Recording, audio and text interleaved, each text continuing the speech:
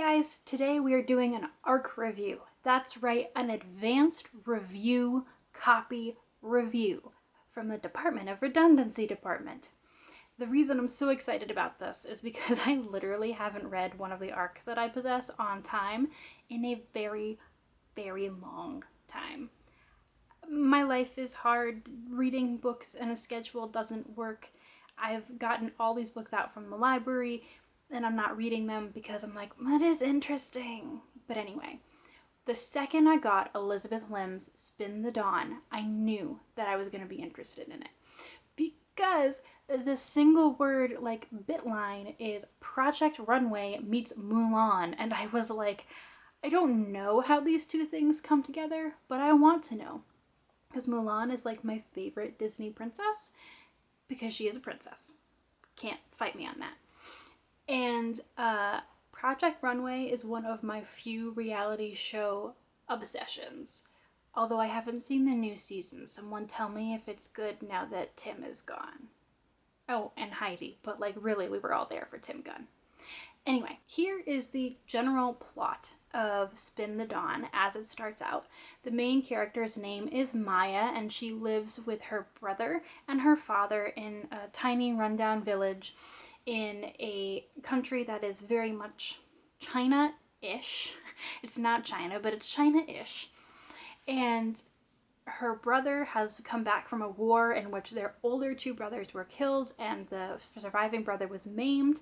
And after all this happened, her father took to drink and depression, and he's not the same anymore. This is a problem because her father was their main source of income. He was a tailor so skilled that he was contracted by royalty, etc., etc. But now Maya has learned his tricks of the trade and she's pretending to be him to try to keep some semblance of their business alive. This backfires when the emperor, who is going to be marrying a woman from the country that they were at war with, and he wants a new royal tailor to come make the clothes for his new bride and the whole wedding trousseau and all that stuff. And the royalty come to summon Maya's father. Well, Maya's father can't go, so obviously Maya has to disguise herself as a boy and enter the competition to become the royal tailor, which is where the Project Runway kind of thing comes in. But like Project Runway, if every single challenge is an unconventional materials challenge. It's crazy. The only other character super of note that I haven't mentioned is the court magician Eden. He takes an interest to Maya and is one of the first people to realize that she is not, in fact, a boy. She's pretending to be her brother, which doesn't really go well for her, obviously. But, the reason that I say those are the only other characters of note is because even Maya and Eden, to me personally in this book, were only kind of so-so. Maya is exactly what you would imagine. Eden is, stock, broody, romantic interest number one. To me, they weren't really anything to write home about. They weren't bad. They weren't one-dimensional. They weren't terrible. They definitely had emotions and feelings and backstories, but there wasn't really anything super unique to their personalities, the way they acted. You really couldn't make a super connection with them because they were like, it's another young adult couple. I'm here. Let's go. The thing about this competition plot, and please remember that Throne of Glass is one of my favorite books of all time, so obviously I can be won over by a good competition plot. But the problem is that there's so many competition plots out there that you really need to do it well for it to be any kind of interesting. And I do love me some unconventional materials challenges, but the weird thing was that even the book was kind of tired of that trope, because the competition plot does not last nearly as long as you think it might. And this is not a spoiler because it's involved in the plot synopsis if you read it. The challenges end and then Maya and Eden go off on this cross-country quest adventure. So not only is it a competition plot trope, but then you've got the quest plot trope with, I guess, more competition plot? Whatever. They're both in this book. And it's kind of bizarre because since the book is blurbed as Project Runway meets Mulan, it kind of feels like it gets tired of its own concept and then goes off into something that's even more traditional fantasy trope. But, you know. This review really sounds like I don't like the book, but I will say that later on, once the tropes get out of its own way, once the book's plot gets out of its own way, there are some choices towards the end, which I obviously can't talk about, which make the book seem far, far more interesting, and far, far more interesting choices are made, and it kind of talks back to itself a little bit. So you can tell that Lim is pretty self-aware about these tropes that she's using.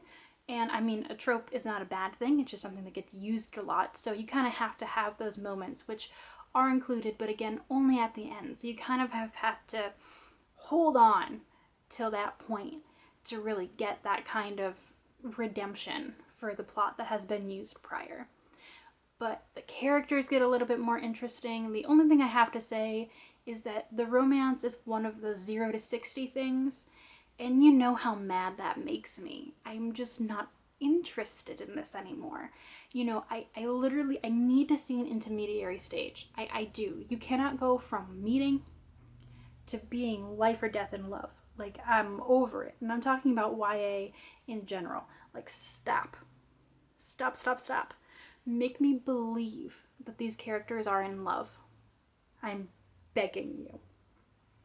Because I don't believe it. I don't believe it to the extent that they claim to be in love. Let me put it that way. I believe that they might like each other, but, it's the whole, I will die for you. That's just, no. Stop. Rant over. The strange feeling that I get at the end of this book is that now the story begins. Like, with the next book in this series, the real story begins. Like, we've gotten the folktale quest, and then they went to bed, we've gotten that out of the way, and now the real interesting meat of the story can begin, because one of the best attributes about this book is that the fantasy world is so fleshed out politically that there's a lot of moving parts going on in the political world that these two are a part of, and it seems obvious that these parts are going to play a larger role than they already have.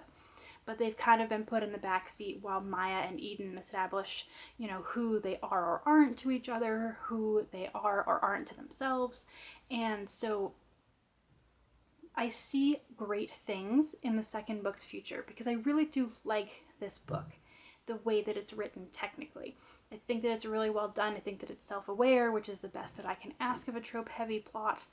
So I think great things are going to happen next.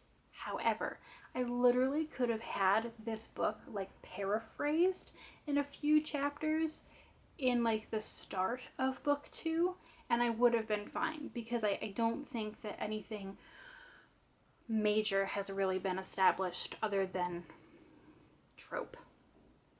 Does that make sense? I gave this book 3 stars when I reviewed it on Netgalley, and I'm gonna stand by that, because it's really, really good as a start. It's a good first book, but you as the reader have to be willing to go on that journey. You can't go into book number 1 and thinking that you're going to get your socks blown off. You're going to be pleasantly happy. You're going to move through a plot that just really moves. Things are constantly happening and moving and going. But at the end of the day, I would get it for the library, or at least wait for book 2 to come out and see where I stand. Not me personally, but where the world stands. Because I just don't know. There's so much potential here, and now book 2 has to live up to it. So those are my thoughts and feelings. Again, I really would recommend that you get it from the library if you're interested, or if you have the budget, go ahead and buy it. Please do. Support Elizabeth Lim so that we get book 2 and more books from her, because the potential is there. Now it just needs to happen. So let me know if you've already read it, or if you're thinking about reading it. Let me know when you've read it. If you do, come back, let me know. So that's all I've got for you guys today. Make sure you enter my giveaway for one of 3, or I don't know, all 3 boxes of books that I got from BEA that I'm giving away. So go find that link, enter the giveaway, and I'll see you guys next time. Bye!